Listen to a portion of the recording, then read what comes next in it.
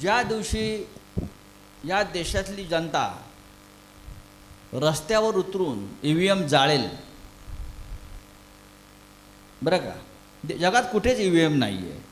हा EVMचा आत्मविश्वास, हा मशीनचा आत्मविश्वास आहे. भाजपा जिंकत नाही, मशीन जिंकते, हे आता याच्यावरती माझी खात्री पटलेली आहे. मी स्वतः EVMचा समर्थक कधी काळी होतो की नाही, आपण विज्ञानाकडे तंत्रज्ञानाकडे जायला हवं, हे मी सांगायचो. पण अलीकडच्या काळात विशेषतः मध्य प्रदेशचे निकाल ज्या पद्धतीनं लागले ते लागूच शकत नव्हते. मला माहिती आहे, तेव्हा मला वाटलं की गडबड आहे. मलाही वाटतंय गडबड आहे.